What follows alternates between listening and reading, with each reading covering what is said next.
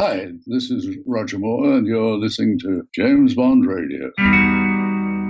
Hello and welcome to James Bond Radio. My name is Tom Sears, and this week I am joined by everybody's favourite Gosport resident, 00 Dobby himself, Brian Dobson. How you doing, buddy? Very well, Tom. Very well indeed. Yourself? Yeah, not so bad at all, mate. Not so bad at all. Crazy times we're living in, eh? But how are you? How are you managing down there? Are you doing all right? Yeah, everything seems to be going tickety-boo. I've been doing a bit of the old running, a bit of cycling, just keep yourself a little bit of trim if I can. But all is well. All is well. It's just strange times we're living in, isn't it? Yeah. You're doing better than me, mate. I'm going the opposite way. I'm developing a paunch, and the scale is going higher with every passing day. But I'm going to get out there and do something about it, I think, soon enough. But yes, so today we thought we'd do something a little bit different, I suppose, because we've been knocking out the interviews lately. And I thought, why not just do a little bit of a jam session? And the thing that inspired it, and I don't know who made this, so credit where it's due to whoever it is. If you're listening, let us know and we'll give you a shout out. The 007 25-day challenge. That's like a meme that's been going around all the socials where it's like for every day, for 25 days, you name your favorite thing about Bond. You've probably seen it where it's, you've got all the Bonds across the top, and then day one, favorite Bond, day two, favorite Bond film, and so on and so forth. So I thought, why not let's just do that and have a little chat about the things we love about Bond for a change instead of our usual programming. What do you think, Dobson? You up for that, mate? Yeah, absolutely. Going through the list, there's some really, really good categories. Looking forward to talking about it. Yeah, man. All right, cool. Should we get started then? Let's do it.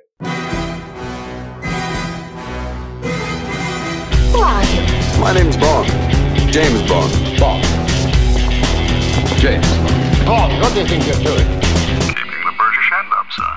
Welcome to James Bond Radio. News, reviews, and discussion of all things 007. Lucy. As you can see, I have no problem with female authority. Oh, pipe down, 007. Do you expect me to talk? No, Mr. Bond, I expect you to lie.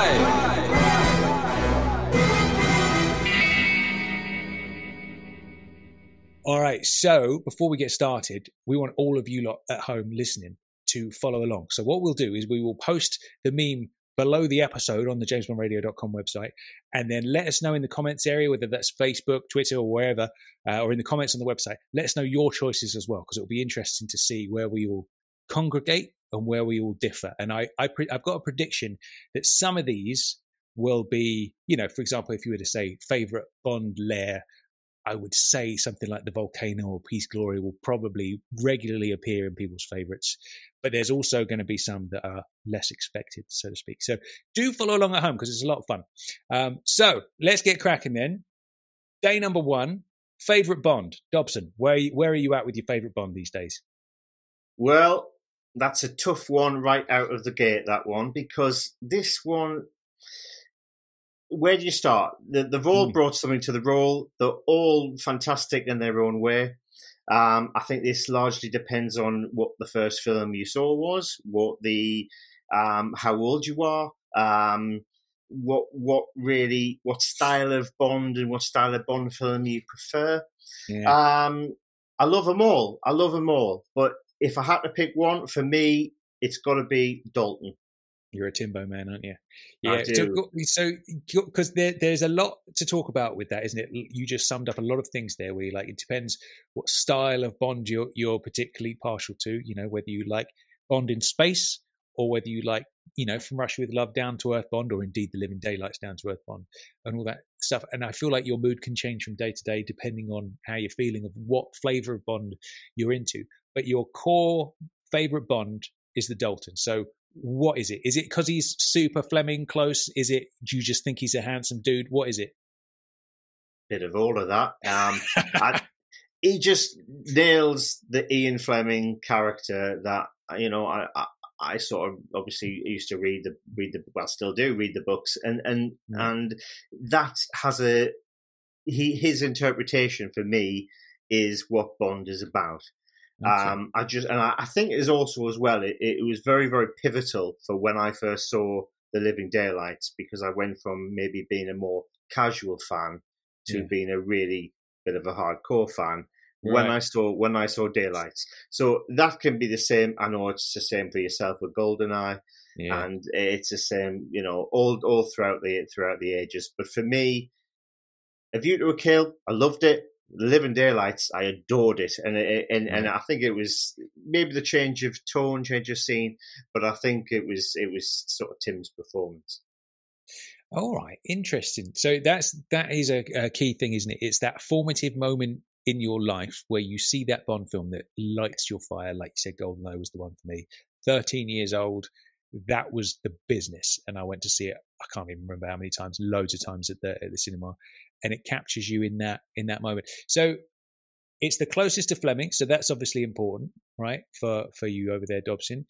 Like, is it when you compare Daylight to License to Kill? Is there a big drop off between the two, or are they kind of level pegging? They are pretty much level pegging. That conundrum has continued for me for years because I've thought The Living Daylights. Yeah, that's stronger than License to Kill. And then later on, I thought, no, License to Kill has the edge over Living Daylights. And that has waxed and waned for me for years. Yeah. However, looking at it now, I think The Living Daylights is the more classic Bond film. I think that's probably works on more levels. But there's certainly so many elements of License to Kill that hit the mark for me.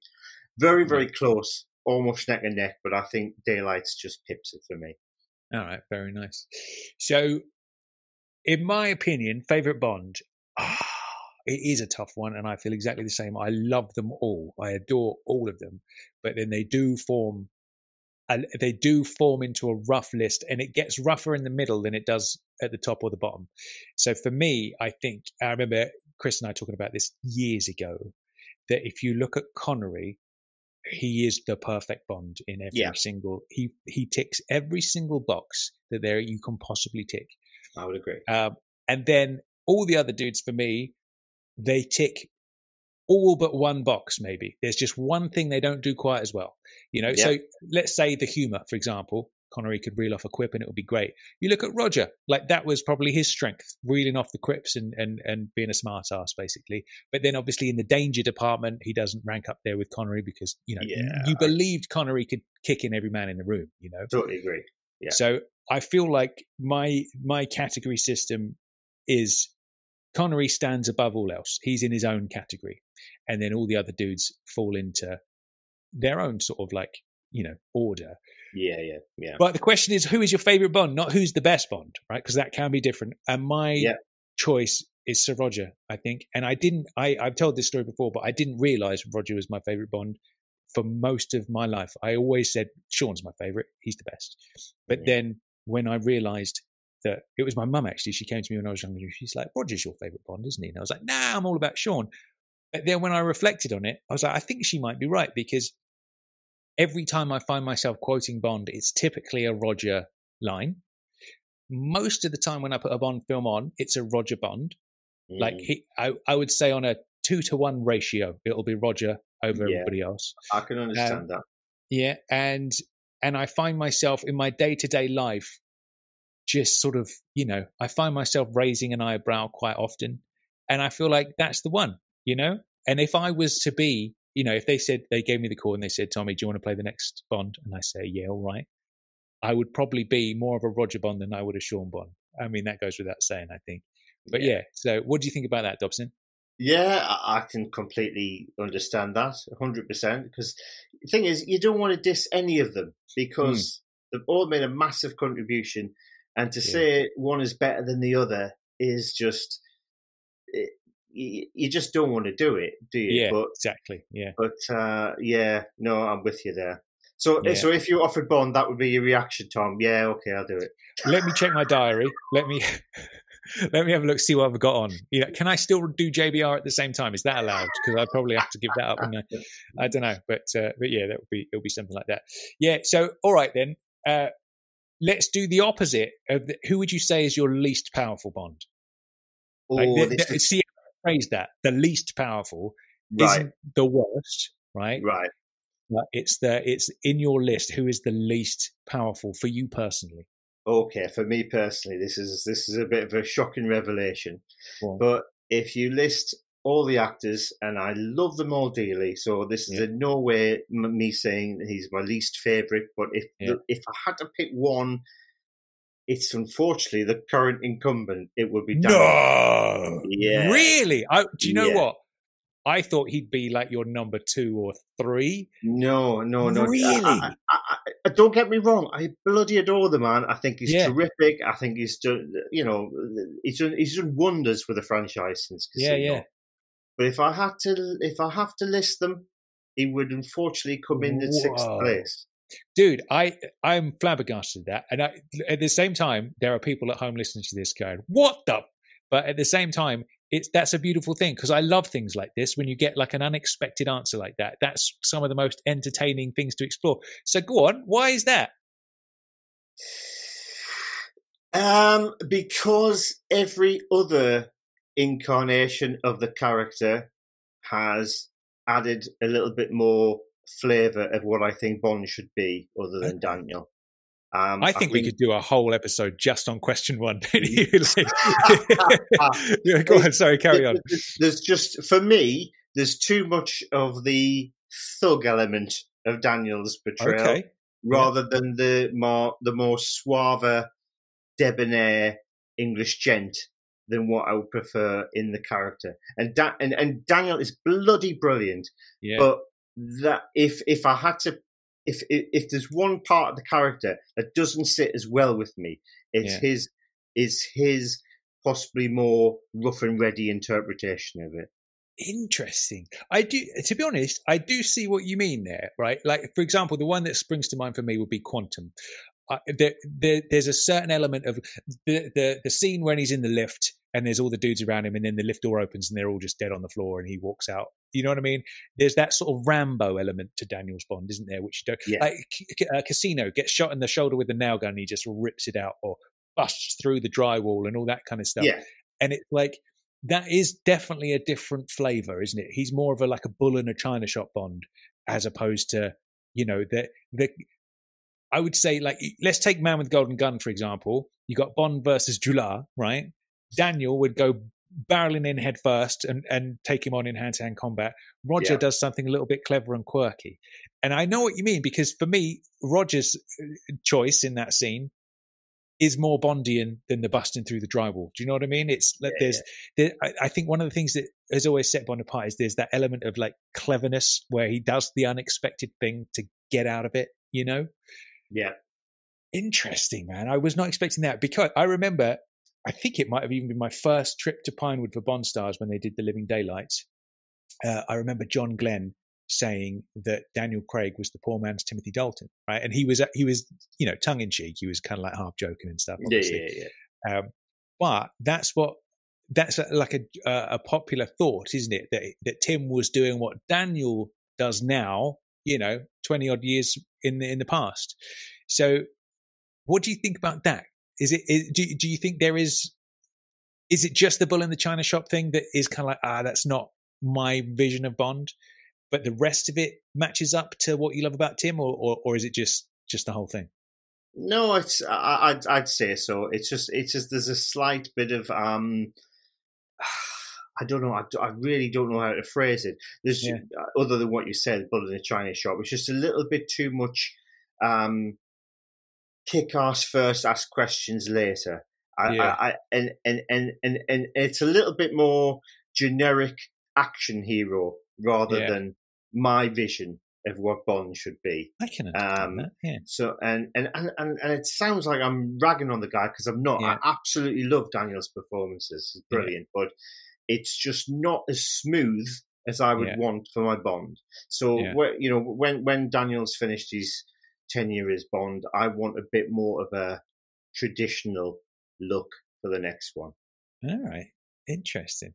Yeah, that's a fascinating question, and I do understand it. He has completely been nothing but amazing for Bond and rebooting it and all the rest of it and making it into this huge thing.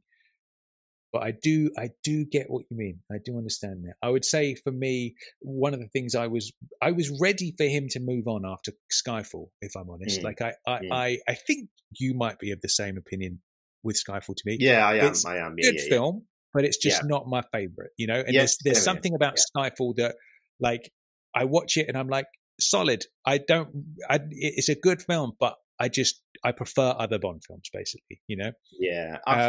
Yeah, totally. I mean, with Skyfall, I think it's a great standalone film. Yeah. If you're a casual Bond fan, or perhaps you're not really into Bond, watching Skyfall, it's got so many ticks to the box. But for me, as a Bond film, it's not up there. It's mid-table for me. And I hear so many people say, but it's got tons of Fleming in it. And I don't really feel that as much on Skyfall. Yeah. Interesting. Yeah, because I thought to myself after Skyfall, I was like, I'm not sure I'm into the super brooding Bond. Like, I feel like I'm ready for some quips and some humor and, you know, all that kind of stuff again. And, you know, obviously we got that in Spectre and I was very, very happy with that. And I'm like, all right, long may he reign as far as I'm concerned. But so I must admit, I've had a bit of a journey with Daniel myself over the different films. But then again, man, you look at Casino Royale, and I think that is as close to perfect as you can get for a Bond film, isn't it? Really, at the same time. So totally. Fucking hell. Now, my least powerful Bond is going to be upsetting to you because I'm going to go with Timmy, and I'll tell you why. Right? I'm going to tell you why it's Timmy. I love Timmy. Right? I love Timmy. You know, all the rest of it. And I think I know what you're going to say before you say it. It's the Mr. Lover Man, isn't it? It is the Mr. Lover Man. And that's so important to me. And that's one of the things I think I felt like I was missing a bit post Skyfall. I was like, I just missed that side of Bond, you know?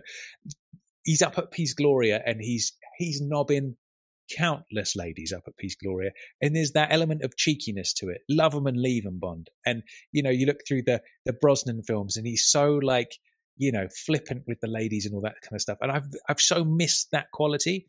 And then I feel like one of the things I like about Spectre is there was a glimpse of that again. You know what I mean? It's like with how he was with, fucking hell, brain fart, you know, Marco Sciarra's wife. What was she called? Monica Bellucci. Monica Bellucci. There it is. Sorry. With all that kind of stuff, like, I'm like, there's a glimpse of that sort of old school Bond that I love. And I feel like with Tim, God bless him, there's some things I love about him, and I will say something that I love about him. That pre-title sequence to The Living Daylights, I think, is the best pre-title sequence ever. And I've probably just answered a question that's going to be coming up. Yeah, I think that's question 16 or something. That is brilliant. Yeah. And that sequence with Saunders when he's got the sniper rifle and all the rest of it, you look in that man's eyes and you believe it, man. He's dangerous personified. Yeah. But for me, I feel like, and Robert Davi said it actually in that when we interviewed him, he struggled with the humor and all that kind of stuff. And I just never really believed the ladies' man side of Tim, you know? Yeah. It's, you know, when he goes into the Barrelhead bar in License to Kill and the waitresses eyeing him up, I just don't quite believe it, you know? Yeah. And that's the thing that lets it down for me. And when I look at Pierce, Pierce oozes that kind of ladies' man charm. I go and that's again, for me personally, there are listeners at home who are screaming at me now, but for me personally, that's my recipe for Bond. I love that ladies' man swagger. You know, it's like when George walks into, you know, the Alpine room in Peace Gloria in his kilt and all the ladies start swooning. It's just like, yeah, man, that's a big part of Bond for me. I'll totally accept that. I totally know where you're coming from on that. If he has a weakness, it's the humor, definitely. Yeah, absolutely. All right then. Damn it, this might end up being a two-parter at this rate. We've only just done question one. Jesus Christ. Question number 2 then. Day 2. This is like the longest quickfire questions of all time. Day number 2. Favorite Bond film? Give it to me, Dobber. Well, I've broken this down into 2. Classic and modern. Okay. Right? Because it's so bloody difficult to pick a winner here. There's so many of them. But I'm going to go for On Her Majesty's Secret Service is my favourite of the bunch. I don't really think... I think everything is... The box is a tick there. Yeah. And from a modern day era, Casino Royale. But very nice. It waxes and wanes between the two of them. constantly. But if I have to go with a definitive answer, it would be Majesty's. But you can't knock Casino either. Yeah, I'm going to give exactly the same answer as you, and I would say the two of those they're so neck and neck, and I think there's something truly magical about Majesty's when you put the whole package together. You've got that John Barry score, and you've just got Tracy, who's amazing. You've got that amazing story that's stuck so close to Fleming. When you have all those ingredients together, it is truly a magical thing. And then you look at Casino, and it's such a good film. And again, I love what David Arnold did with the score with that, where you just get that briefest hint of Bond theme when he puts on his dinner jacket and his bow tie in front of the mirror and all that kind of stuff. And then, the James Bond line at the end and launches into the Bond theme. Like, that is such a genius way to approach that score. That's brilliant. And it's such a good film. And I don't know, I think Majesty's wins, but it's almost like a photo finish. It's like Casino Royale is like a nose length behind in the race. Yeah. You know what I mean? Yeah, I'd go along with that. And who knows, with the passing of time, it might edge forward. I don't know. Because I do feel, like you said there, you've got classic and you've got modern. And I do feel the classic films have an edge in that they've been around longer. And you forgive them for more things as well because they're older, Yeah. Yeah. And all that kind of stuff. But dude, I feel like when you put together that whole Majesty's package and you think of Peace Gloria and those skiing scenes, that's amazing. But then you look at Vesper and those scenes, and she's amazing as well. She's right up there with Tracy as far as I'm concerned. So that is a difficult one, man. Yeah, but yeah, we're on the same page there. Interesting that neither of our favorite films feature our favorite Bond. Yep, indeed. Isn't that funny? Indeed. All right, day number 3 then. Favorite Bond girl, Dobson. Again, where do you start? Where do you start? Because you pick one, you feel like you're saying goodbye to another. Yeah. For me, if I take into account character, looks, the whole shebang, Eva Green as Vesper Lind is my number one. Good choice. But then again, there's so many, isn't there? There's so many. I'm going to pin the tail on the donkey there. All right. So that's a good one. So Vesper, she's right up there in the number 1 spot. Let me just give me a brief inkling of like maybe who your 2 and 3 might be. I would say my second is probably Electric King. Very nice. Sophie. Okay. Sophie. Get on board with that. And oh god, it's just an insult to so many if you rank them. I'm gonna go with number 3. I would say Pam Bouvier. Really? Okay. I wasn't expecting those for 2 and 3. I thought you were going to say 2 would be Tracy, and go more along those lines. So Electric King and Bouvier. Okay, that's an interesting mixture there. But yeah, so favourite Bond girl, Vesper, definitely she's up there for sure. I think what makes a Bond girl, you do need 2 categories, I think, Dobson. I think you know what I'm going to say. There are some of the Bond girls who just, they light your fire physically, and that's okay. I know it's 2020 and all the rest of it, but it's okay to admit that, you know what I mean? Yeah. And for me, Olga Kurylenko and Elektra right up the top of that list. Tommy. Fairness, forgot about Olga. I see the pain on your face. Oh shit! I see the frustration there. Yeah, when there's so much choice. Yes, if I was to say, I think JW does a good job of this. JW, when he does the quickfire questions for people, he changes this a little bit. And he says, which Bond girl would you marry? And that kind of changes things a little bit, doesn't it? Yeah. And I think it depends who you are as a person, because Tracy, I think Bond is one of those people that he needs excitement. He's not a pipe and slippers man, is he? So he doesn't want the sort of lady who's going to be your, let's go out for a picnic this weekend, James, and let's, stay in and watch a movie, James. He wants a bit of excitement and intrigue there. So Tracy, being a bit sort of rough around the edges, she's trying to kill herself at the beginning of the film. She's making bets at the casino that she can't pay. He finds that intriguing and he finds that exciting. And I think that is the thing that sort of floats his boat. Yeah. So you would say, is Vesper who would you marry as a Bond girl? That's what I'm trying to say. I'm going to stick with my original answer. I think it would still be Vesper, because she hits the buzzer on both of those, I think. Yeah, all right. But now you've just mentioned Camille. Oh, yeah. Christ. It is a difficult it's an Aladdin's cave of beauty there, isn't it, really? It certainly is. It certainly is. Yeah, I'm going to go with, I think Tracy is the best Bond girl, right? I think, she's my favorite, I think, simply because she's such a badass. She really is. And she gives Bond a run for his money. And I just think she's the business. She keeps up with everything. Put her on a pair of skis. She's amazing. She rescues Bond. She's behind the wheel of that car chase. You can't go wrong with that as far as I'm concerned. Yeah, absolutely.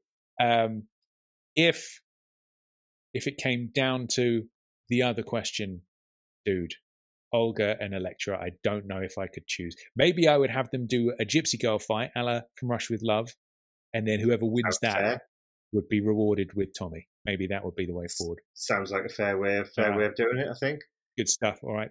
The complaints are going to start washing in after that question. I'm just thinking of Claudine Auger as Domino as well. That's good. Oh, it's too difficult to pick. It's too difficult. I'm going to have to go with one, so I'm going to go with Vesper. All right. That's all right. That's fair enough. Day number 4, favourite villain. Favourite villain? It's got to be the iconic Goldfinger for me. Okay, interesting. I remember in some recent polls, he came out on top in several of them, actually, which is a surprise, because I would say, even if you took the casual list of Bond fans, I would assume they would pick, Dr. Evil with the pussycat and the scar. You know what I mean? But Goldfinger consistently comes out top as the best villain. What is it about Goldfinger that you like? I think just that that greed he's got, that his screen presence. I think Gert Frobe was brilliant as him. Yeah. The interaction he has with Bond. He set the tone for really what a Bond villain should be. I mean, I know you had Dr. No before and From Russia, but I think he stamped a bit of a template on what a particular Bond villain should be, and obviously it's been copied and changed and over the years, but he still kind of nailed what a Bond villain should be, I think. Yeah, there's that sort of Fleming template, isn't it, where they've got to cheat at cards. That's rule number one. They've got to be a bit nasty at the card table. Number 2, there's got to be physically something a bit off about them, whether it's a scar or something like that, or some kind of disfigurement maybe. Which I guess Goldfinger doesn't have, but maybe you could say that he's, the greed overcomes him because he's a heavy set dude, isn't he? And it's that's the thing, and all the rest of it. I do like that greed thing, just the greediest man in the world. You know what I mean? There's a flavour to that that's quite powerful, isn't it? Yeah, man. Goldfinger is the business. It has to be said. Yeah, that is a good choice. I would say. My choice might come as a bit of a surprise, but I'm going to go with Lashif. I think Lashif is the business. Yeah, he's very, very good. He was number 3, I think, on my list there. But I can totally see why. Go on, who's number 2 on your list then? It's Blofeld. Telly Savalas is Blofeld. Telly Savalas is Blofeld. All right, okay. All right, we'll come back to that. Lashif, man, I think for me, it's a difficult thing to make a great Bond villain in modern times. In the 60s and the 70s, you could have Jaws with the metal teeth and all the rest of it, and that was fine. In modern times, it's more difficult, isn't it? You have to downplay it a bit. And I would say, you look at something like Quantum and they downplayed it a bit too much. And then you're left with Dominic Green, who just doesn't really have anything unique about him. He's just a nasty dude, So it's like, how do you reboot the Bond villain for the modern times without it being cheesy and a bit too much of a throwback? And dude, Le Chiffre was perfect as far as I'm concerned. That Tears of Blood thing, I mean, that's fucking brilliant, and just, it's all there. Like physically the way he looks, that sort of pale, clammy skin vibe he's got. Like he looks, like it's almost like a reptilian, snaky vibe about him. You know what I mean? Yeah. And man, Le Chiffre gets my vote. I can see where you're coming from, and I think as well the advantage he's got as well is when he loses it with Bond at the end when he's in the old ball torture scene. Yeah, I think he then comes across as almost a different character where you can see him getting getting annoyed about what's going on, and that's a great choice, definitely. I'll tell you what, there is that moment in Casino in that Bond's in the wicker chair, he's on the floor. Seconds before Mr. White comes in and shoots him, he's going to chop off Bond's knob, isn't he? Did you ever pick up on that? He gets the knife out and he's like, "I'm going to take from you what you seem not to value." And he's I winced more when I saw that bit than the actual rope bit. To be honest, that is the question, isn't it? Because if Bond, knowing how important to him that is, and every man, let's be honest, when it comes to that moment where the knife is against the shaft and it's about to happen, would Bond then break and be like, "All right, I'll tell you the password"? Because I fucking would. I tell you that right now. There is no messing. He's just look at it, and I will tell him whatever you want. I'd be shouting out, "It's Vesper." Yeah. But yeah, so but if he'd have followed through on that and he'd literally, dismembered Bond there, that's got to be game over, surely. Do you know what I mean? How can you then go on to the next Bond film knowing he's not got a cock and balls? Yeah, there's no comeback from that, really. There is no coming back from that. Cool. Next question then. Day number 5. Favorite henchman? Well, I've got to pair him up with Goldfinger, so it's got to be Oddjob. Okay. Classic choice. What is it about Oddjob you enjoy so much? Just that kind of, he's so loyal to Goldfinger. He'll do, everything for him, and obviously when he realizes up until the end. Just because he's so unique in the old golf ball crushing sequence, and it's just iconic. It just sticks. It sticks in your head as the quintessential henchman. Yeah, it's a tricky one, that, isn't it? Because there's so many good ones, and again, like you go back to Oddjob. You've got Red Grant is the business. You've got Jaws, who I feel like would you say Jaws is equally as iconic as Oddjob? Yes, I would. It's a different flavour, isn't it? But I feel like, again, when you reference it to the greater, wider public of what the sort of man on the street might think, rather than hardcore Bond fans, I feel like Jaws is up there with Oddjob. Gotta be. There's so many good ones. I'm quite partial to Knick Knack, man. I dig Knick Knack in a big way. Do you know something? When I first read the question, the first henchman that came into my head was Knick Knack.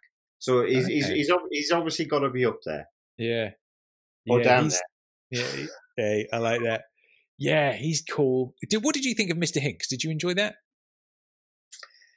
It could and should have been better than it was, because I think he should have been a bit more of a modern day Jaws. Yeah, and he was okay, but I don't think had enough screen time to be really iconic. What do you think was lacking there? What do you think could have boosted him up? I think they should have played more with the old nail thing, in the eyes. I don't. That should have been a bit more of a reoccurring theme. I would have liked to have seen him come back at the end, so I think they got rid of him a little bit too quickly. Yeah. It's just underused, really. Fair enough. I would agree in the same way that Monica was, really. Oh, there's so many good ones. It's such a difficult one. Yeah, Knick Knack. You've got Mayday is brilliant. I like Mayday a lot. Xenia, she's amazing. Fuck. Do you class her as a henchman, though? Why? In the sense that, would she be a henchwoman? You think that would be a separate character? That'd be a separate category, rather. Maybe you're right. Maybe that is a thing. All right. So let's put Xenia to one side. I think I'm going to go with Knick Knack. I like Knick Knack. Yeah, he's cool. Good choice. Yeah, I like choice. Knick Knack. Day number 6. I think you answered this just now. Favorite Blofeld? Telly Savalas, because it's the quintessential film. Do you know what? I'm going to agree with you, and I've only recently changed my mind about that, because I always said that Donald Pleasance was the best Blofeld. But in recent times, I have switched over to Telly myself. So what is it about Telly that you enjoy? I think just that unique, that kind of charm that he has with Bond. Yeah. I think because he's a physical Blofeld, it gets involved with the action. Yeah. I think you want to see that, the combat stuff, especially at the end on the bobsleigh ski sequence. I'm exactly the same as you, Tom. For years and years and years, I would have said the quintessential Blofeld, because you remember the scar, is Donald Pleasance. But really, when you look back at that film, he's really only, for all intents and purposes, at the end of the film. Yeah. He doesn't play a major role in it. But I don't know what it is, but I just think the way he is with Bond and their interaction with Bond when he's as Sir Hilary Bray is really good. Do you think they should have given him the scar? Perhaps. Telly is the closest to the book description of Blofeld, isn't he? It's like he's a bit more rough and ready in the books, isn't he? And all the other Blofelds, I would say, don't really match that description, but Telly kind of does. So that's the same one. That's the same thing for me. Same reasoning. I think I think visually Donald is perhaps the most iconic and all the rest of it, but in terms of actually getting stuck into the character, I feel like Telly got the job done. Yeah, I think for sure. Day number 7. Favorite M. Classic Bernard Lee. All right, what do you like about Bernard? I can't see him as anything else other than M. Yeah, he established that the whole interaction with Bond from Sean from day one, and I think throughout the series, I can't see him. I just can't see that fella as anything else but M. He encapsulated it just perfectly. The old sea admiral, and faultless.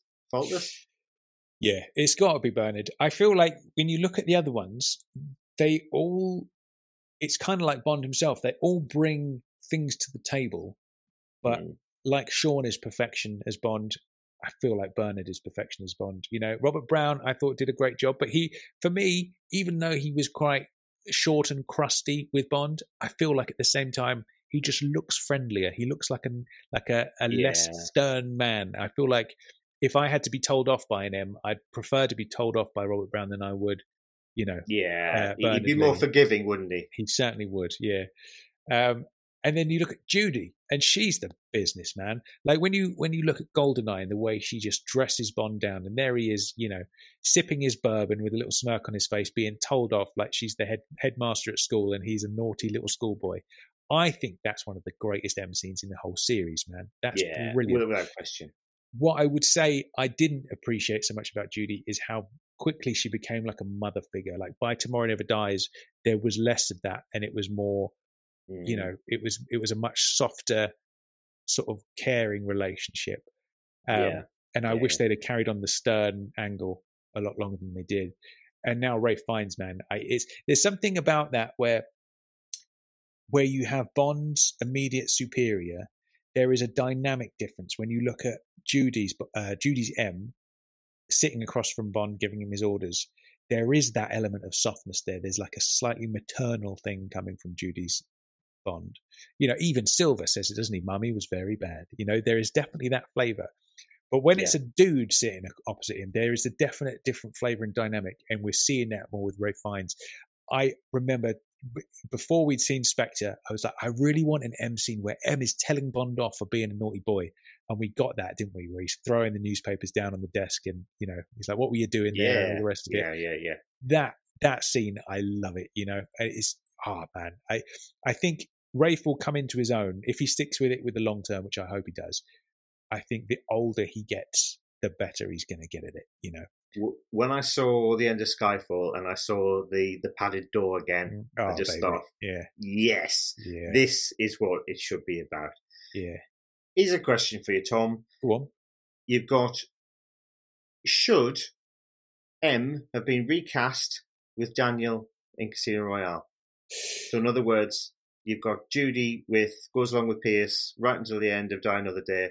Should we have had another actress then? That is a good question, and I feel like I feel like it might have been Purvis and Wade that said it. I remember seeing an interview around the time of Casino where they said, where that question came up, and they said, if you had a complete recast as Bond, we've done away with Moneypenny and Q. If you'd have had a completely different team with nobody recognizable, it would have just been a bit too weird, like a bit too different. Like I kind of equate that to when you watch Never Say Never Again, and you've got a different M, different Q, different whole everybody. And I kind of get that, because it's like, I look at Edward Fox, I'm like, that's not M, And I look at Algernon and I'm like, that's not Q either. That's just, it's too weird. So I get the reasoning behind it. But whether they should have or not, I don't know. Because I do love Judy, man. I think she's the business. I really do enjoy her, M. But should they have gone with Ralph Fiennes or somebody similar like that? I don't know. I think it's always one of those things, isn't it, where the closer you get to Fleming, the more special it is. There's always that extra element and extra flavour happening when that happens. And I was a bit disappointed when he was Gareth Mallory and not Sir Miles. When Ralph Fiennes came along, because I feel like if you're going to make Casino Royale and you're rebooting Bond, maybe you should have had Sir Miles sitting opposite him, and doing that. Yeah. What do you think? Did you want Sir Miles back instead of Judy? Yeah, I think I did, really. Yeah. Because it's just, again, that classic. The reason I think I asked that is I'm just thinking Pierce's chemistry, or should I say Bond with M from Goldeneye to Die Another Day, is very different than with Daniel.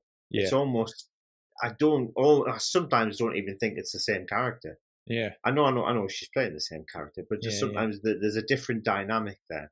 Yeah. What do you think is the difference there? Like, because I would say Goldeneye, the evil queen of numbers, it's a bunch of schoolboys at work twittering behind her back, and she comes in, if I want sarcasm, I'll talk to my children, thank you very much. She's in control, and that's a great dynamic. By Tomorrow Never Dies, by Tomorrow Never Dies, it's like, you'll have to decide how much pumping, isn't it? Oh no, that's Moneypenny that says the pumping, isn't it? Pump her for information. And it's all very like tongue-in-cheek and eyebrow raised. And it's very much more of a much warmer relationship by that point. The Goldeneye M should have been kept. Yeah, that style, I think, it was a bit more foreboding. Yeah, and I think it got a little bit more parodied.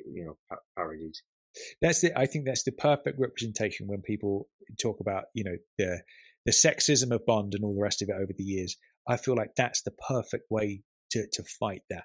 Bond can be the little schoolboy, the little smirking schoolboy, but his direct superior, his boss, is a woman, and she's basically giving him a dressing down and telling him off like he's a schoolboy sent to the headmaster's office. And that was such a great thing. And I wish they'd just kept it longer. But what about the dynamic between Daniel and Judy then? How do you feel about that? Because there is that motherly thing, man. There is that same vibe, especially with what Silver says, Oh, definitely. I think that the motherly connection is definitely stronger with Daniel. But I don't feel there's obviously the good sequence when he breaks into her flat. Yeah. But I think she doesn't give him quite as much of a hard time as she does with Pierce and Goldeneye. Yeah. But I think the motherly connection is much stronger with Daniel. Yeah, definitely. All right then. So favorite M, Sir Miles, the classic Bernard Lee. Like that's, to me, that is when I read M in the books, I picture Bernard. I don't even do that with Bond. I have a sort of a different picture of Bond in my mind when I read the books. It's not any one of the actors, but when I read M, it's always Sir Miles, you know, every single time. Yeah, same here. Yeah. Day number 8, favorite Q. I mean, there can be only one in my book, but go on. Yep, Desmond. It's got to be Desmond. It's got to be Desmond. He is Q, and you can't, again, same as Bernard. You can't see him as anything else other than Q. Yeah, he made such an iconic presence in that role. It just, as good as Ben Whishaw is, and he's brilliant. Yeah, you just can't get the original Q out of my mind. No, he's just like everybody's favorite granddad, isn't he? You know what I mean? It's like you're such a warm looking dude. You know, you just, every time you see him on screen, you can't help but smile. And especially with that whole dynamic with how, you know, Roger and Sean would tease him and he was all impatient with him and all the rest of it. I love that, you know, and the same with Pierce and George as well. But like, yeah, I think he's another one of those unbeatable people that you just, no matter what you do, you're never going to beat the original Q. But with that said, like you say, I love what they've done with Ben Whishaw, because ultimately, if you go back to World War II, the Gadget Man would have been an older gentleman like Desmond. You know, that's who you would have got. In this day and age, you know, you put Q in front of a computer keyboard, he's not going to know what the fuck he's doing. You put Desmond, you know, in front of a keyboard, he's not going to know what he's doing. And it would be the young sort of hipster whippersnapper who's a whiz with hacking and all the rest of it. So he is the perfect Q for these times, you know, because would you believe Desmond at the keyboard in Skyfall when he's kind of like trying to trace Silver's hack and all the rest of it? That just wouldn't fly, would it? You just know that wouldn't work. But with Whishaw, he sells it big time. Let me ask you about R. What do you think about old John Cleese? I think that's a bit of a miscast, isn't it? It just doesn't work for me, that. It's a tricky one. I do like John Cleese. I'm a big fan of his, but I feel like it was. Let's look at the scene in World Is Not Enough. I do feel like that was a bit too slapstick. You know, when he puts the ski coat on and the whole, whatever you would call it, the inflatable thing comes in and there he is wiggling his legs on the floor. I was just like, oh, I'm not such a fan of that. But then he is R in The World Is Not Enough, but he is Q in Die Another Day, isn't he? He actually is Q. I actually prefer him in Die Another Day. Do you now? Talk to me about that. Yeah. I think he's starting to feel the character a bit more. And obviously he was understudy to Q in The World Is Not Enough. And I think he comes across as a bit more of a bit of a bumbling idiot. But once you start getting in Die Another Day, there's a lot more, he's a lot more assured, I think. And I always, you know, out the two films, I prefer watching him in Die Another Day. Oh, interesting. That's when I revisit that film finally, I will keep an eye out for that, because it's been nearly 20 years. But I think, ultimately you don't beat Desmond no matter what you do. It's just what a heartwarming presence on screen that dude is. I love it. Day number 9 then, favourite Moneypenny. Well, you've got Naomi, you've got Caroline, you've got Samantha, you've got Lois. Yeah. Lois, every time. Classic Lois. Now, it's a tricky one, because again, they do all bring certain things to it. I love Naomi's Moneypenny. I think she's the business. I really think she's great. I love Samantha Bond's Moneypenny. There's a twinkle in Samantha Bond's Moneypenny's eye that I appreciate, and I feel like I've seen Samantha Bond in interviews when back in the day when they said, you know, when Pierce moves on, you know, when his last Bond film happens, will you stay on for the next actor? And she's like, no, Pierce is my Bond. I'm not. I'm loyal to Pierce. So when Pierce goes, I go, basically. And that's a lovely thing, and I love that. And there's that scene in Goldeneye when she's like, oh, you think I'm getting all dressed up to just rush down here and impress James Bond? And then ultimately, by the time you reach, you know, Die Another Day, there she is with her virtual reality headset on, you know, having it away with herself, you know. There's a glimmer of naughtiness in Samantha Bond's eye. I agree with you that Lois is the classic and the best Moneypenny. I think Samantha Bond comes in second place for me. Same here. Yeah? Same here. Yeah, Nice. yeah. It would be Lois, then Samantha, then Naomi, and then in last place Caroline, unfortunately. Yeah, I just think maybe Caroline Bliss needed a few more runs. You know what I mean? Because in both of her efforts, she's sort of very much the sort of like sighing, like, oh, you know, when James walks past and all the rest of it. You know, I think, I think if she'd have had more to work with, then that would have raised the ranking somewhat. But yeah, you can't. Yeah, I think unfortunately, License to Kill doesn't help her because she was almost an afterthought in that. I think. And yeah, exactly. Yeah, that's it. Just not enough to really work with, to get your teeth into, so to speak. Yeah. Cool. Okay then. Next up, day number 10. Favorite Felix Leiter. God, yeah. This is like the Bond question, isn't it? It's like there's so many of them. For me, there are two that come pretty much neck and neck, but I'm going to have to go with one over the other.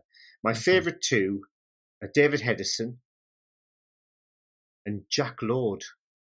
Ooh, all right. I wasn't expecting that. I was expecting a Jeffrey Wright to be thrown in there somewhere. Yeah. Go on then. Because I would say, when I think of Felix Leiter, I think of David Hedison. That's the first Felix that comes to mind. But go on, let me know. Talk to me about what you're thinking. Well, pretty much that. The first Felix I tend to think about is exactly what you just said, David. I think he has the advantage of he's been in the fact that he's been in 2 films and 2 different Bonds. So he's had there was that period of time you could see that obviously the change, but it's very, very difficult to go beyond for me the original character of Jack Lord. I know he was trying to be as cool as Sean was at the time, but I just think that his interpretation of that kind of cool CIA agent works in Dr. No and doesn't work in perhaps some of the others. Interesting.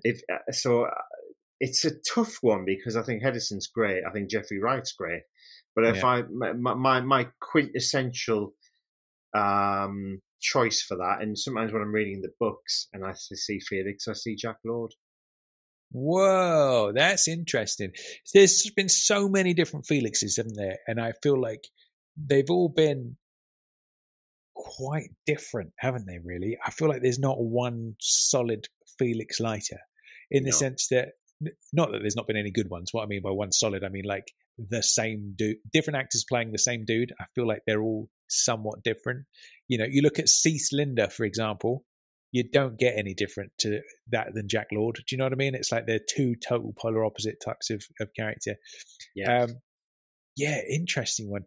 I must admit, I do think of classic David Hedison as Felix. He's the first Felix that comes to mind.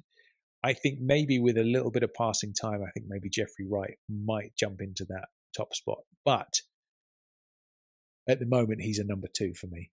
Jeffrey Wright. I do. It's one of those things where whenever he crops up on screen, I have a little grin on my face because there's just something about that there's something about him on screen that just does it for me, you know. Yeah. And I hope we get a lot of him in. I suspect we won't, but I hope we get a lot of him in No Time to Die. Interesting. Yeah, David Hedison for me, it's a funny one, isn't it? Because originally it was Live and Let Die, and then License to Kill. 2 different Bonds, same Felix. Do you have a favourite performance of his out of the 2? Yeah, License to Kill. Yeah. Yeah. That's probably by quite a way because he's obviously roles much bigger in that. Yeah. But I think he's matured a bit as an actor in by the time you get the license. Yeah, it's. Do you reckon Jeffrey Wright's Felix is one day going to get the old feed him to the sharks thing? Disagreed with something that ate him storyline. I think it might be coming up. You reckon? I think I think we might be in store for that in November. Exciting times, Dobson. All right, cool. Next up then, day number 11, favourite Bond ally. This is a difficult one for me. What are your thoughts?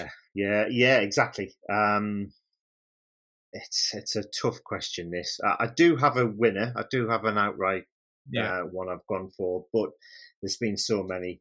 My choice would be Kieran Bay. Kieran Bay, he's a good one. I like those old school allies who are, again, they're a bit of a ladies' man. You know, Kieran Bay has got several girlfriends on the go all at the same time, several lady friends. I would say the same about Draco. I would put them in a similar sort of pot. Yeah. In more recent years, I do like Mathis as well. There's something about Mathis that really appeals to me. There's been a lot of good ones over the years, but there is, I don't know, there's that old school thing, isn't there, when Bond is sitting in Karen Bay's office and he's talking about, the limpet mine that's just gone off and all the rest of it, and Bond makes that quip about his lady finding his technique too violent and all the rest of it.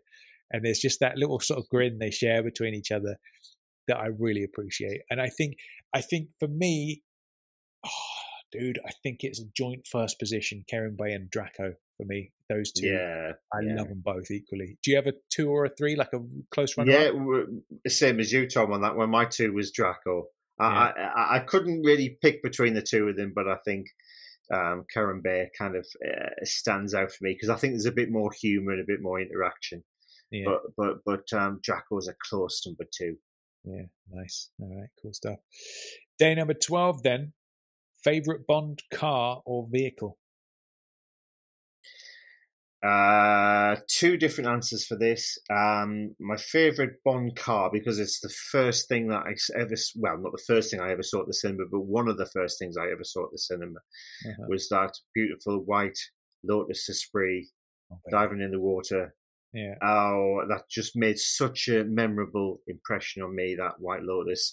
So it probably would have to be that over the Aston because it's just so iconic for me. Yeah. But I think favourite vehicle, if you're excluding cars, I'm going to say a Little Nelly. That's also a good one. It's a funny one, man, because the DB5, you don't get more classic than that. And I think if you were to look at a scene from Bond where Bond is driving, I think the Furka Pass sequence in Goldfinger is just it's like they say, don't they, with a lot of films, like every frame is a painting, and I feel like Goldfinger is that from start to finish. You take any frame of Goldfinger and it just looks incredible, doesn't it? And that Furka Pass sequence, man, driving along in that DB5, you've got the little homing beacon thing beeping on the desk and on the dash, and those moments where he gets out of the car and he's spying on Goldfinger, like that just looks incredible. And I think, I would definitely have one of those. If I had a spare $250,000 knocking about, I would get a DB5 and I would love every second of it. But, dude, a car that turns into a submarine is pretty fucking cool as well. It has to be said, don't you think? I think so.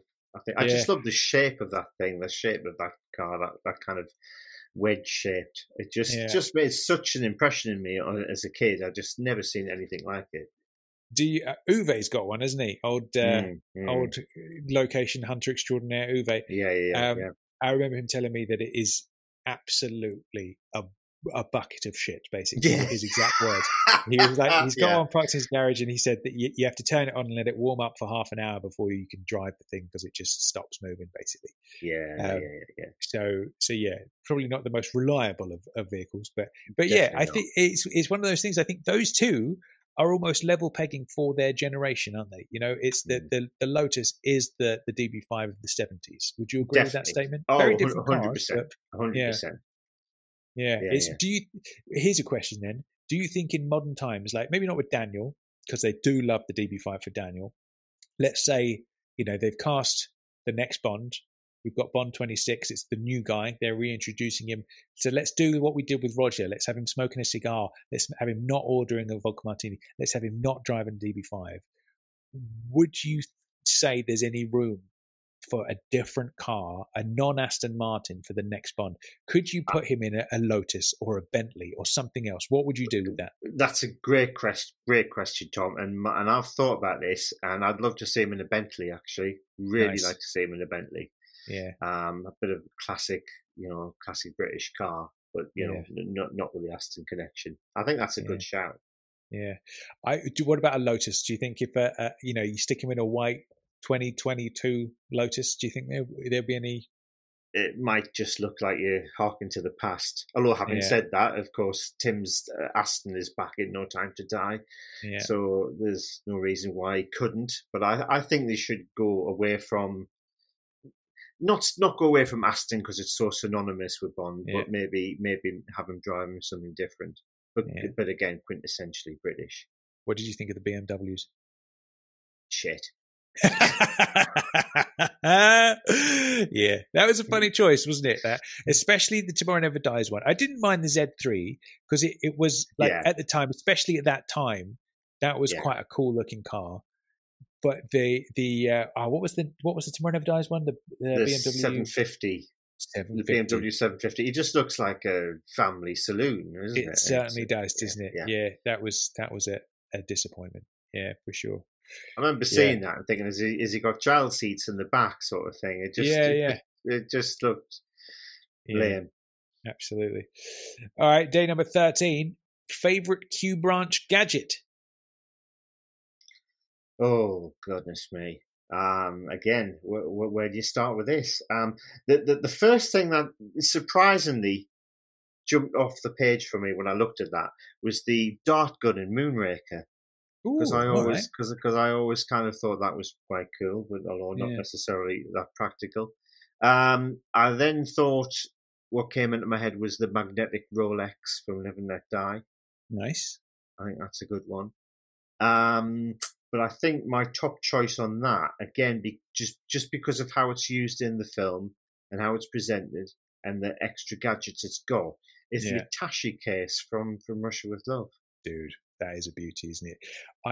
I've often said it. I think there's a lot to be said for that kind of gadget, in the sense that, like, when you're in the 90s and you got Brosnan's Bond and it was always, this mobile phone can do this funky thing or whatever, that was cool for those times, because the mobile phones anybody had at that time were just bricks, basically, that did nothing apart from play Snake on. So it was like, oh, imagine if your phone could do that, Nowadays, everybody's got amazing phones in their pockets that do incredible things. So those kinds of gadgets are just a bit lame for Bond. And I think the evergreen gadgets that are always going to be cool are things like the hollowed out book. You open a book and there's this little secret space in there where you can stash some stuff.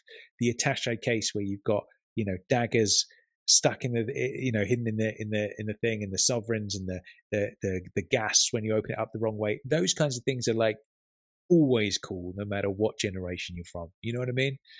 That is a beauty.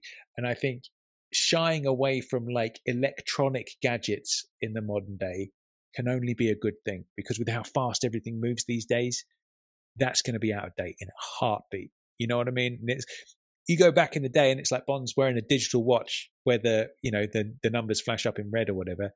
At that time, that was like, whoa, that's incredible. But now technology is moving so fast, you can't keep up with that shit. By the time the next Bond film's out, that's going to be such ancient news. Whereas those old school World War II style gadgets, where it's like it's things that people aren't carrying. Nobody's got a hollowed out book in their house. You know what I mean? It's like nobody's got an attaché case with a secret compartment. Like, secret doors, secret compartments are infinitely cool, no matter what age you come from. Yeah, and that's just the business, man. Yeah. I would say the attaché case is definitely up there, and I would want one of those. If I was to have this is bearing in mind if it actually worked, I would say my choice would go for the Thunderball rebreather. Good one. Imagine that, man. If you had that and it actually worked, you could just keep it in your convenient shirt pocket, go for a swim whenever you want. That would be the business. I would use that shit all the time. Good choice. Good choice. Yeah, I do like that. Yeah. It's there are loads of good ones though. There really are. Yeah. Good choice. Next up then, day number 14, favorite pre-title sequence. Give it to me. Well, I think you sort of nailed this earlier. I think you can almost go backwards on this question and look at the ones that maybe haven't been as memorable. Yeah. And I think the ones that haven't been as memorable are the ones that don't necessarily feature Bond. Perhaps say Live and Let Die, perhaps say The Man with the Golden Gun. Yeah. And then the ones that do feature Bond obviously are ranked higher. And then within that, you think, okay, which ones really stand out? Yeah. I think Goldfinger is a brilliant pre-title sequence. Yeah. I think Goldeneye is a brilliant title sequence as well. Yeah. But if I have to choose one over any other, it's such a tight one, this, between The Spy Who Loved Me and The Living Daylights. All right, interesting. Yeah, both belters for sure. And I think just because of the introduction of Bond and the way it's done, I'm going to say The Living Daylights. Oh my goodness me. I feel like there are some magical things when it's time to introduce a new Bond. And they do it in Dr. No, they do it in Living Daylights, they do it in Goldeneye. And I've said this before, for long-time listeners will remember, it's when you don't see his face for a long time in that opening title sequence that I love. Yeah. And that's the one thing I would change about Casino, is I wouldn't reveal Bond's face until he pulls the trigger on Dryden and says, yes, considerably. Yeah, and then I agree. He would step into you would see the silhouette of him pull the trigger. Totally. Yeah. Then he would step into the light, yes, considerably. Maybe he might even put an eyebrow raise on, and then he'd be out the door, and then that would be the business. And dude, I don't think, like, Goldfinger is brilliant. It's sneaky Bond. I do like a sneaky Bond pre-title sequence. Those are always my favorites. And what you've said there are all my favorites as well. Goldfinger, Daylights, and Goldeneye. Those three are my all-time favorite pre-title sequences. And you know, there's something about Bond being sneaky, the tension being high, then big explosion goes off, maybe a fight, kick into the theme tune. Goldfinger, absolute perfection. Living Daylights, I mean, dude, that pre-title sequence is incredible. If you're going to introduce a new Bond, there is no better way to do it. And I tell you what, man, that whole bit at the end with, on the boat, it's also boring, her Margot, just playboys and tennis pros. I just want the real man. Seconds later, he lands on the roof. There he is, man. I need to use your phone. Dude, there is Lover Man Bond right there. Better make that too. I want more of that from Timmy. That's what I want. That's what I want to see. Totally get that. Dude, totally get that. That pre-title sequence is fucking amazing, and I adore it. Mm-hmm. Likewise, Goldeneye, that bungee jump is great. Visually, very memorable. People remember that bungee jump. That's a trailer moment, isn't it? You know, I like all the silhouette stuff. I love all of that. I'd say the one weak link is the whole stunt going over the edge, green screen, free fall into the plane. I always say he should have basically got to the edge and be like holding onto the door as the plane goes over. Do you know what I mean? And then he just pulls himself in and flies away. That to me would have been the better option, I think. But dude, I love that as well. And I love the way when the plane flies away and the explosion happens and then you just get the bling, bling, bling, bling kick in. Oh, I love immediately, I'm fucking aroused. Yeah. We've got exactly the same taste on that. Exactly. Oh, dude, that is just, those notes, bling, bling, bling, bling. Fuck, I'm ready. I'm ready to go at that moment. That, again, that is such a great way to introduce a new Bond. In fact, you don't see him. Lots of sneaky Bond, big explosion at the end, and away you go. But I think Living Daylights for me, man, is the number one spot. But those are close seconds. Yeah, just getting back to that Goldeneye bit. There's a bit where the plane leaves the end, where it goes off in the end before we get the music cue. I always think, hang on a second, why is that supposed to be on a mountain top? And he's just bungee jumped down them. So that's a good point. So which one is it? Yeah. So that takes me out a little bit, and I think, hang on a second. But when I go straight back in it when I hear bling, bling, bling, bling. I just bloody love that cue. It's fantastic, and that just gets me into the whole film again. But just the way that starts is just heaven. I love it, mate. And you have the badge of honor that you've jumped off that dam as well, man. So that's double action. Yeah. Beautiful thing, man. Not forget that day. That was good. God. So Daylights for you, number one. Spy, number two. Was that your answer? Yeah. I think for me, Daylights number one. I think Goldeneye pips Goldfinger. I'm not sure though. Maybe that's one of those that changes from day to day. It would for me. Yeah. But both of those joint second place then. That's what I'm going to go for. Day number 15, favourite opening title sequence. Oh, again, Casino is brilliant. Yeah. I love Casino. What else have we got there that are really memorable ones? The Goldeneye one, of course. The following of the iconic Russian imagery. Live and Let Die, I think, is a strong one, especially when the Live and Let Die sound kicks in with the skull and what have you. Goldfinger with the golfing sequences. Yeah. Oh God, there's so many. This is a tough one. It is a very difficult one. I would say, if we're going to go modern and classic, I would say modern Casino Royale. Like all the imagery with the cards and all the rest of it is brilliant. And I love that style of illustration, or whatever you would call it. I think that's works so well for Bond. Brilliant. Love it. If I was to go classic, I would say it's a toss-up between three. And the three would be Goldfinger, Majesties, or Live and Let Die. And I think Majesties wins, but I don't know whether I'm being influenced by the song, because I adore that music so much. Yeah, equally, I do. I don't know whether, the image of him hanging onto the clock and all the rest of it as it comes down. That is good. That is great. Strong. But then you've got the Golden Girl right there in the titles and Goldfinger. Go on, what are you thinking? Where are you leaning? I'm gonna go definitely same as you, modern day Casino. I don't think that's been beaten since. It's brilliant. It's outstanding. Yeah. And modern day, I've got the same choices as you. I've got Live and Let Die, Honor Majesties, and Goldfinger, but I'm gonna just nudge it for me for Goldfinger. Yeah. Because I think that's pretty much where those title sequences started with the Robert Brown John images. I'm gonna go Goldfinger, but by that. There is something magical about how that happens as well. He's putting his jacket back on, shocking, positively shocking, and then as soon as the door slams, dan, dan, and then the images. And I know we're not talking about those other factors, and we're just talking about the sequence itself, but man, that is a way to start a fucking film, isn't it? The way that just all those ingredients together, that excites me a lot. So yeah, modern sequence, Casino, classic. I think Majesties just edges it, and it's the same for you, but with Goldfinger instead of Majesties, isn't it? Yeah. All right, cool. Day number 17, favorite piece. Oh, no, sorry. Day number 16, favorite Bond theme. No, I take it we're talking title track here. The song. Yeah.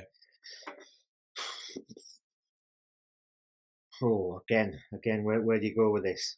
I would say there are different tiers of greatness, and I would say you've got all-time belters like Goldfinger, you've got Live and Let Die, you've got Majesties, obviously, you've got Diamonds. I think that grouping of songs, You Only Live Twice, of course, how did I forget that? That grouping of songs, but then you've got Nobody Does It Better, which is great. Mm-hmm. That grouping of songs, anyway, is right up the top. Yeah. And I think they're all magnificent. I think there is an energy and an excitement to the Majesty's theme that is just unbeatable. And I would put that in the number 1 spot. But then the number 2 spot is very, very, very close. And they might all just be level pegging. If you ask me to choose between You Only Live Twice or Goldfinger, I'm not sure I could do that. Because some people might say Goldfinger is the most iconic song. And maybe it is, I don't know. But then you listen to those strings in You Only Live Twice, and that's such a genius piece of music that we almost don't deserve it. It's almost too good for us to listen to. You know what I mean? It's too perfect. Yeah, I'm with you. And then if I want excitement and I stick on Live and Let Die and those strings, they use that in the film like a theme tune, like the Bond theme itself. And that works so well, and I adore that song so much. But then, I forgot Goldeneye, and I love Goldeneye. Man, same here. those notes, like we were just saying, bling, bling, bling, bling, that kicks in and I'm ready for excitement. And the way that goes into the song as well, where it's like, dang, dang, dang, dang. Yeah, love it. Yeah, absolutely love it. Yeah, I am ready. I am ready to make somebody pregnant, Brian, when that happens. You know, I really am. Whoever's nearby, doesn't matter who they are. I'm ready for it. You know, I'm completely with you on that one. Dude, this is a difficult one. Shit. I think Majesty's wins for me. And all of those songs are such a close second. And I don't even think I could rank them separately. I think they're all number 2, maybe. I don't know. Where are you sitting? Funny enough, I'm in exactly the same place as you on this. Majesty's wins. Yeah. Because it's just, it almost could be the James Bond theme in itself. Yeah, you're right. It's you're bloody brilliant. I love it. I never tire of listening to that piece of music. Yeah. But if you're talking lyrically, then obviously that's going to be discounted. But I'm going to put that at number 1 as Majesty's. Yeah. And I think as a close number 2 for me, it's a toss-up between 2. We're talking purely title song here, and that would probably be Nobody Does It Better for me would be number 2. Nice. And I think again, very, very close to that for me would be Diamonds Are Forever. Because I love those 2 pieces. But you're right, the Goldeneye is just, this is like the Bond girl question. It's just like if you pick one over the other, are you doing the other a disservice? And you certainly are. Yeah, it is a very difficult one. Yeah, both of those questions are very difficult. Shit, dude. Yeah. All right. So we're in agreement, are we? Majesty's number 1. Mm-hmm. All those other tunes probably an equal second. Yeah. Damn it. All right. Cool. Day number 17. Favorite piece of soundtrack. So I guess we could call that favorite musical cue, I guess. And do you know what? I find that somewhat... Oh, no, I don't. Do I find it easy? I think I... fucking hell. I'll tell you the first knee-jerk that comes to mind that I go to, that I very much enjoy, and that's Winton Kids theme. I love that, you know? Yeah. To me, that's such a perfect encapsulation of mischief. And it's like that beautiful thing we always say about John Barry, about how he for some magic, he has some magical skill to take something that doesn't have any sound and give a sound to it. I feel like Winton Kids theme is mischief, you know? Mm-hmm. And I adore that. And now I'm thinking, and there are so many more that I adore as well, man. That Majesty's score is so perfect. And I immediately think of This Never Happened to the Other Fella, that whole sequence where he's driving along and you've got the swagger and when the Bond bit kicks in and it's so swung and it just, dude, yeah. It's difficult, but go on. You go. What are you thinking? Where are you leaning on this one? Again, pretty much on the same page. Where do you start? It's just been so many good ones. I tell you what, one for me that's 007 and Counting from Diamonds Are Forever is a belter. Yeah. Just about every single cue on George Martin's Live and Let Die, I absolutely adore, because there's so much good there. That is such a filthy soundtrack, that one. Yeah, I love it. Absolutely grotesque levels of funk. I worship every second of it. It's filthy. Yeah. It's great. Honestly, this is such a hard question because it's like picking your favorite child, isn't it? Isn't it just? Yeah.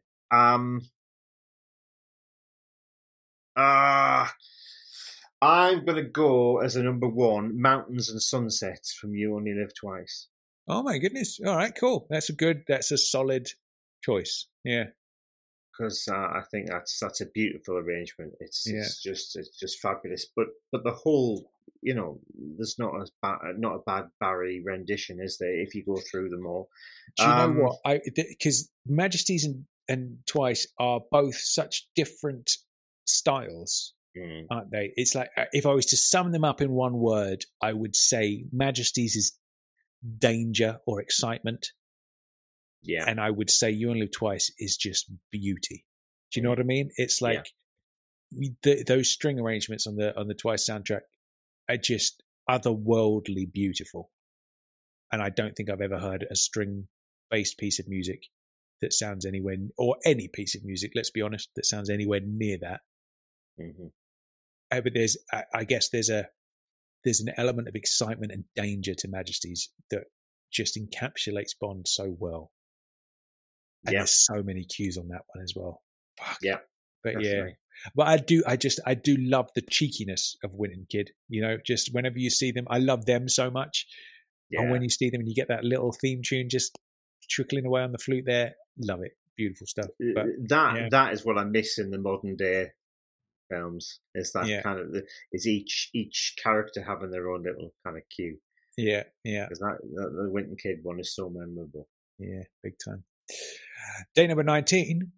Day number 18. I keep skipping days. Day number 18. Favorite action sequence. Again, where do you go with this? Favorite action sequence. There's so many of them, isn't there? There's so many outstanding ones. I'll tell you what I'm going to go for. I've attack on the Leparis at the end of The Spy Who Loved Me. Hey, mate, that is a good choice. Yeah, I'd be on board with that. That's a great one. There are so many, and I feel like as I'm thinking it through, I mean, damn, I love that Spectre pre-title sequence with the barrel roll helicopter and all the rest of it. But then that's a pre-title sequence, so I'm not sure I'm allowed that one. No, you're not on a technicality. Yeah, and we've got so many good like car chases and so many good all sorts of chases that are spectacular. I mean, I really enjoy the Living Daylights car chase across the ice and all the rest of it. I really like that. That's a great one. Oh man, that's actually probably one of the more difficult ones to answer, actually, because there's a lot of great ones in there. I mean, dude, Ninjas on the Volcano. I mean, that's great, you know? Damn, and some of those skiing sequences in Majesty's. Oh man, Live and Let Die boat chase. World is Not Enough boat chase. I'm just going to sit here and list them all. Shit. Yeah, what do I choose there? I think, man, the ski chase in For Your Eyes Only is brilliant. That's a great ski chase. Mm-hmm. It is. Shit.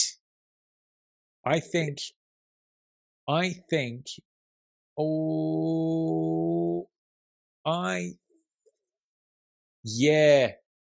I'm going to go Ninjas on the Volcano for mine. Okay. Because I miss that, man. I miss the big battles at the end. I want matching jumpsuits, big explosions, massive battles with Bond driving the action. I've missed that, man, and that's totally what they should have done with Spectre. We're singing from the same hymn sheet completely, because that's exactly where I'm coming from with the end of The Spy Who Loved Me. That battle is the Spectre versus MI6 is what I want to see, and we just haven't seen that for so long. Absolutely. All right, beautiful stuff. Day number 19. Favorite piece of set design? Ken Adam, You Only Live Twice. Yeah, I think I would wager that most people would be in agreement with that. That volcano is unbelievable. Is it the volcano though you were talking about, or something else? Sorry, the volcano. Right. At the end. Yeah. I think that one's an undisputed winner. That one. There's been some great Ken Adam stuff. There's been some great all sorts of stuff over the years, but I feel like that volcano is such an iconic thing. I mean, you could say Fort Knox and all that with gold, but as cool as that is, I don't think anything beats that volcano. And of course, you've got the monorail as well, which is an added bonus, you know? Yeah. All right. Double winner on that one. Day number 20, favorite piece of costume design. Now, I guess for me, this goes into an area that I don't pay that much attention to, if I'm honest. So I don't even know if I have an answer. Is there anything that pops into mind for you? I struggled on this one as well for exactly the same reason you said. Yeah. Are we talking variety of costumes? Or are we talking how colourful they are? what popped into me was maybe something like Octopussy because it's so varied and so colourful. Yeah. But I found this a bit of a tough one to answer. So I suppose favourite piece of costume design. So that could be anything. You could go from Honey Rider's bikini, which, let's face it, we all appreciate that, to Bond's tux, to anything really. So I tell you what, I'm going to throw out there. I'm going to go with the old Goldfinger onesie. That's going to be my favourite. Yeah, that gets my win. Interesting choice. Choice. Beautiful stuff. So is that an unanswerable question for you? Is there anything? Do you? Because you might not have a favourite, in which case that's okay. It's a tough one. It's. I mean, they're also memorable in their own way. But there's not one that I would say, oh, that's a definitive kind of look. I guess it's the sort of thing that I just don't pay that much attention to. Yeah, you know what I mean. Yeah, arguably same. I'm not one of those that looks at all the clothes and sort of takes note of those things. You know, I'll get a couple of bits and bobs, but I'm not like, you know, I'm not going to go deep on all that kind of stuff. I guess that's just not where my eye goes. Really. Yeah, I'm with you on that one. I'm with you. All right, day number 21, Dobson. Favorite location? I'm going to lead. I'm going to lead with mine. 1-2 Punch Styly. Number 1 Peace Gloria. Close second is James Bond Island in Thailand. What about you? Number 1 again, Peace Gloria, exactly the same. It's one of those where I dreamt of it for years and years and years. I got there, I wasn't in the least bit disappointed. It was it just blew me away, and still does even thinking about it. Not even sure I have a close number 2. Just Peace Gloria is out there. There is something magical about the journey to Peace Gloria when you get up to Berg. And you get on that next cable car and you see just a little disc in the distance. And then as you're going along, it just getting bigger and bigger and bigger until you get closer and closer. It's just like the ultimate way to sort of arrive somewhere, you know? And dude, man, fuck. That trip, Operation Bedlam last year, Alpine Room, all the rest of it, the whole world of Bond fandom coming together was so unbeatable. And we did a whole episode on it, didn't we? It was so unbeatable. It really was one of those, we will be thinking of that in decades to come. We'll be thinking back to that trip and just, I mean, what a spot that is.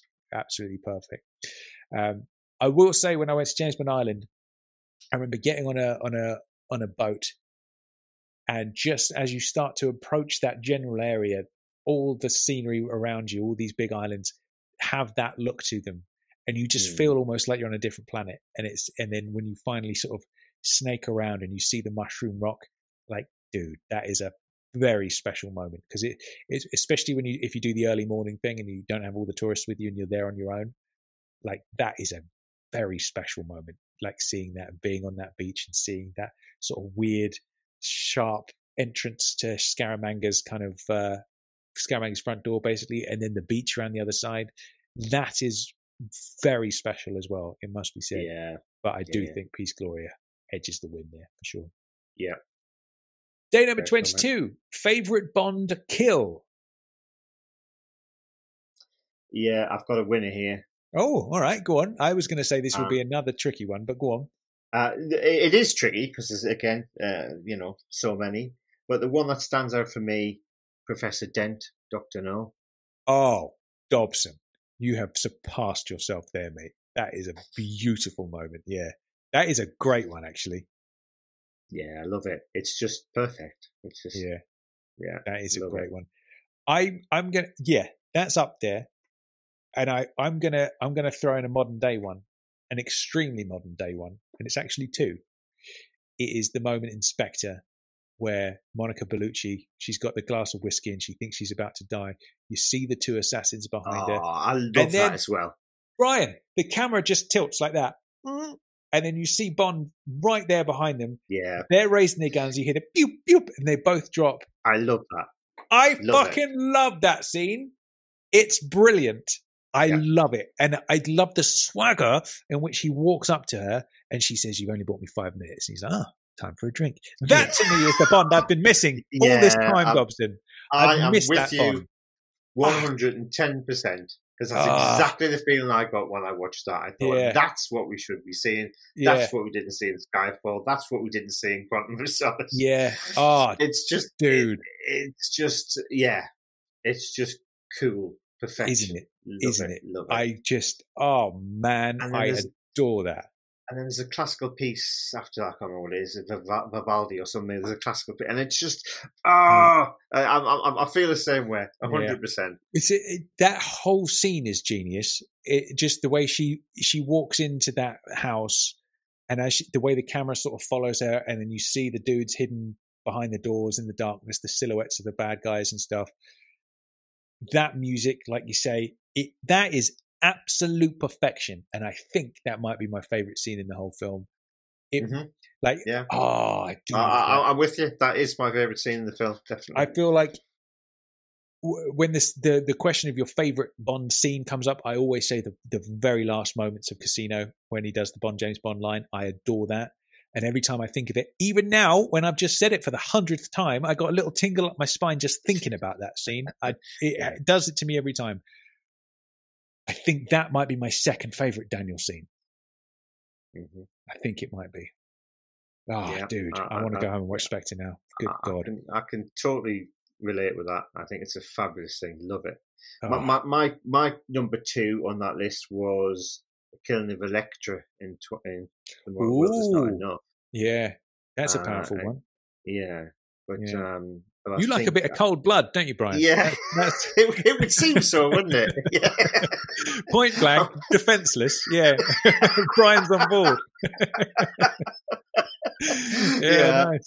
I'm going to go Professor Dent still. I think that he nailed that from the get-go.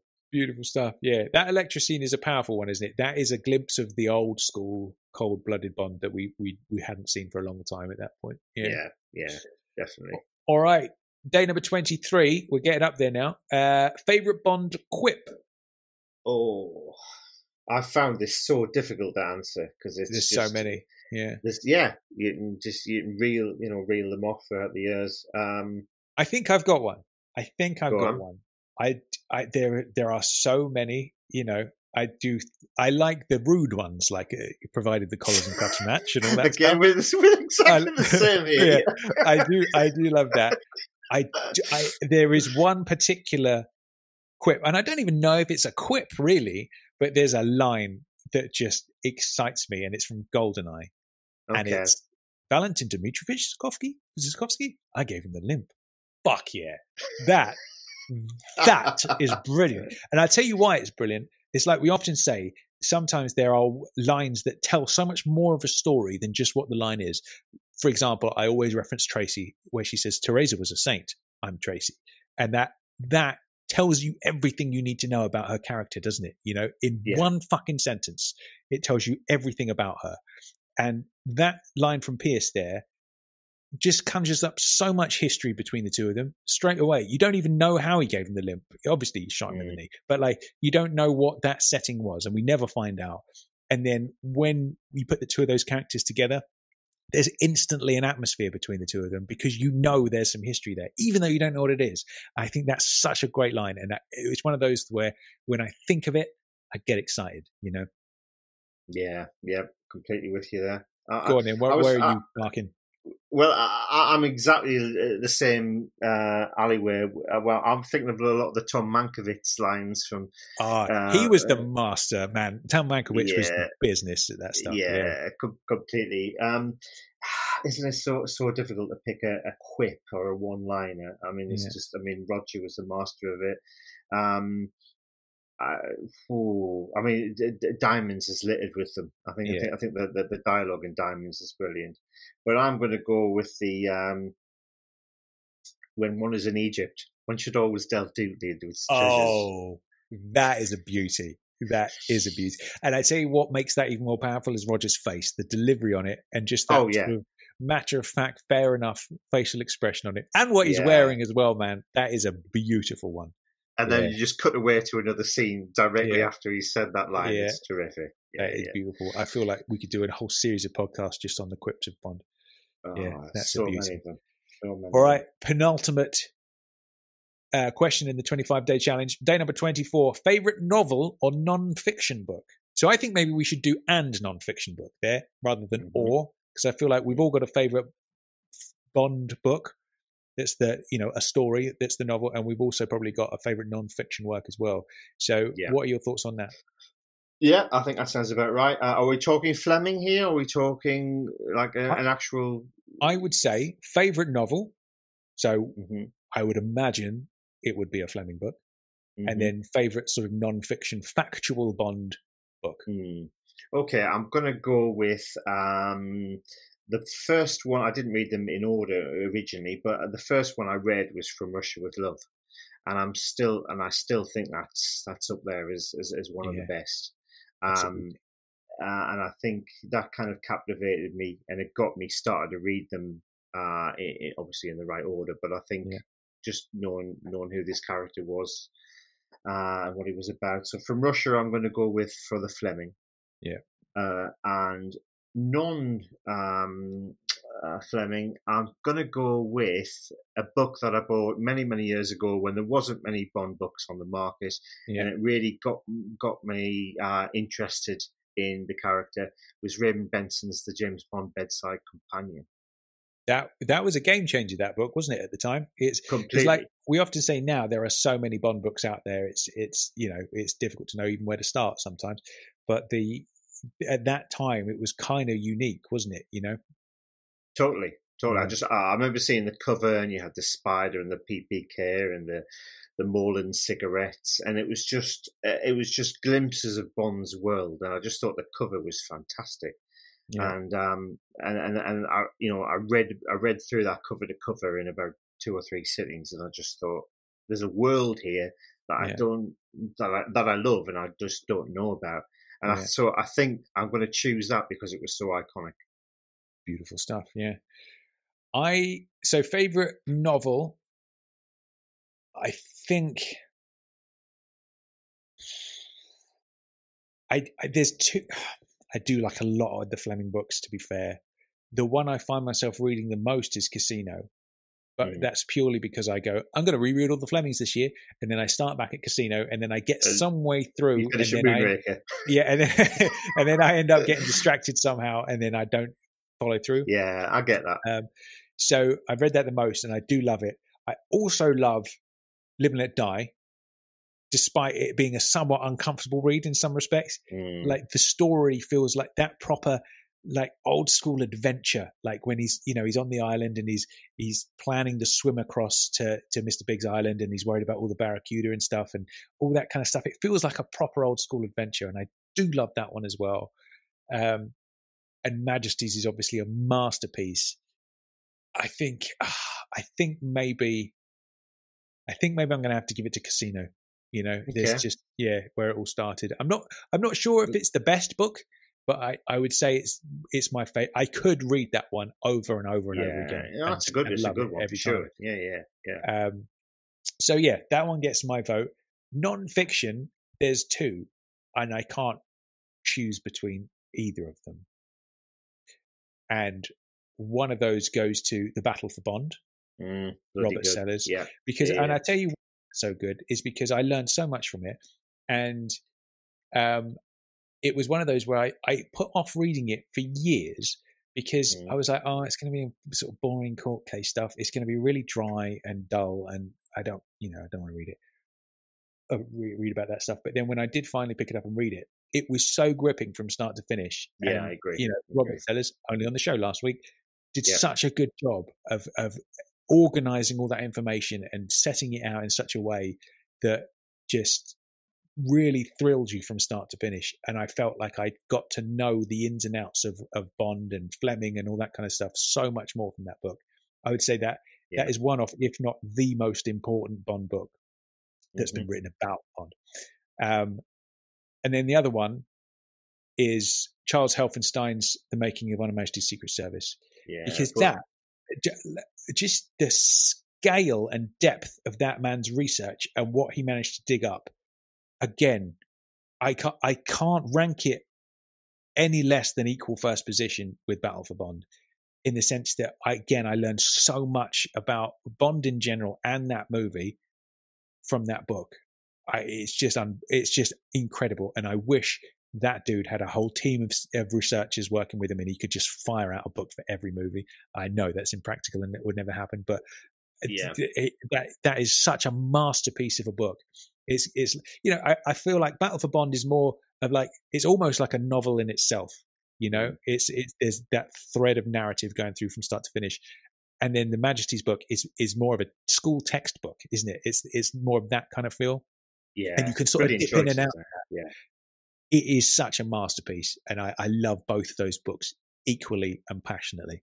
Yeah. Yeah. Oh, great choices. They're very high on my list as well. Do you think you'd get around to doing a third book? I'd love to see a third book. Well, last time when we got him on for Daylights, we asked him about that, and he sort of hinted that I feel like there is a third one on the cards. He was very cagey about what he said, which tells me that he's at least had the idea for something. Right. Otherwise, he'd have just said, nah, I've had enough. But there was some cagey talk, and I'm like, there's definitely going to be something in there that's tweaked him. But he was saying how deep the time commitment is and the amount of energy it takes to write one of those, that I feel like he's just sort of waiting. Like I'm pretty sure he even said he's waiting for somebody else to write the book first, and then if they don't, then he'll jump in. So, what would you like to see, Tom? The making of? Oh God, I feel like No Time to Die would be a bloody good one, don't you? Yeah. I mean, God, yeah. That I'm intrigued about the whole process of that one for sure. Yeah. I'd take No Time to Die. If I was to take an existing Bond film, it's a tricky one because there's so much that will have been lost to time in the earlier films. Like if you were to say Dr. No, let's take Dr. No where it all started. I would love to read that whole process, start to finish. But then so much of that is going to be lost to time. So many people will have been lost to time. It's a difficult one. But I would top and tail the whole series. I would say I'd love to read one about Dr. No and that whole process. And then I would dearly love to read about No Time to Die and exactly what happened with Danny Boyle and what Danny Boyle's plans were, and what happened here and what happened there, because there's so much drama around that film itself that we don't even know anything about yet. I'm sure it'll come out after the film's old news and it's been around for a couple of years or whatever. I'm sure somebody will interview Danny Boyle and some truth will come out about that and more truth about the production itself. But yeah, that would get my vote. What about you?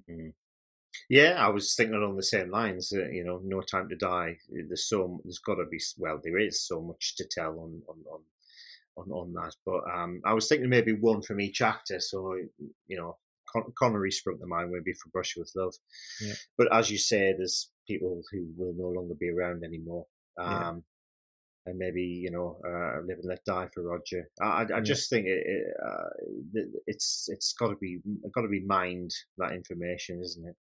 100%. Yeah, absolutely. All right, then. Final question, and this is an unusual one. Kindest members of the fan base that you follow. I've got a name that instantly pops to mind. I don't know whether you have, but I'm gonna throw it straight at it. Other than the JBR family in general, obviously, because the JBR family in general are a very nice, charming, and respectful bunch. But if I was to award it to an individual member, I would go with Darren Noble.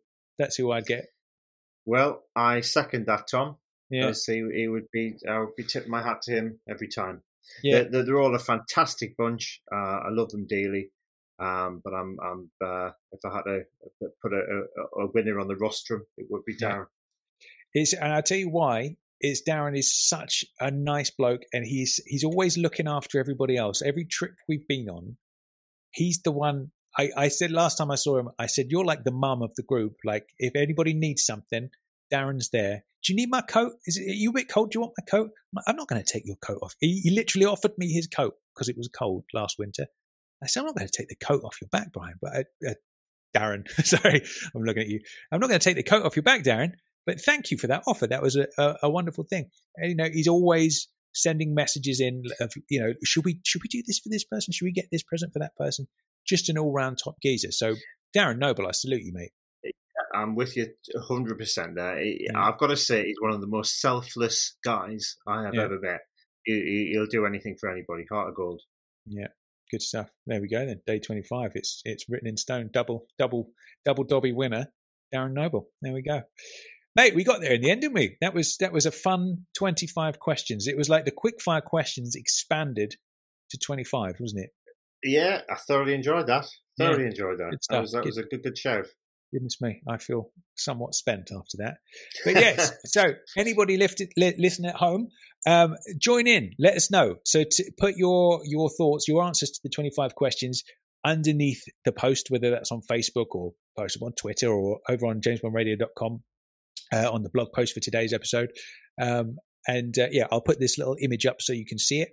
Again, whoever created this image, we don't know. It's not nobody's name's written on it. So if that's you, let us know and we'll give you a shout out. But yeah, that was a fun little exercise, and it gets you thinking, doesn't it? Without doubt. Thoroughly enjoyed it. It's good. All right, good stuff. James Bond Radio will return next week. Until then, I've been Tom Sears. I've been Brian Dobson. And James Bond Radio will return. Bye. Hope you enjoyed the show. Good night.